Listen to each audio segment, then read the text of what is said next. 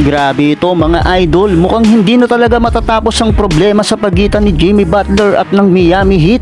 Kumpirmado mga idol ay suspendido na naman itong si Jimmy Buckets. According to report by Shams Charania ay muli nga itong pinatawan ng 2-game suspension ng Miami Heat dahil sa pagkamis nito sa kanilang team flight sa road game nila papunta sa Milwaukee Bucks at Brooklyn Nets. Well, ikalawang beses na nga itong pagsuspinde kay Jimmy Butler mga idol. Kamakailan nga lang ay pinatawan din ito ng 7-game suspension matapos nga niyang tahasang sabihin sa kanyang post-game interview na hindi na nga daw siya masaya sa kanyang kupunan. Kasunod ng kanyang suspension ay nalagasan rin ito ng halos $2 milyong sa kanyang sahod at sa muli niyang pagkakasuspinde mga idol ay tiyak ay sasakit na naman ang kanyang bulsa. Tila hindi na talaga maayos ang drama sa pagitan ni Jimmy Butler at ng Miami Heat dahil sa kanyang ang last 3 games ay makikita nga na hirap na itong pasayahin ng kanyang mga teammates at sa kanyang ang huling laro mga idol, tila nagparamdam na itong si Butler kung saan siya lilipat na kupunan matapos nga nitong suotin ng sapatos na ito na kung saan ay kakulay nga ito ng logo ng Phoenix Suns. Mukhang desidido na talaga itong lumipat ng ibang kupunan.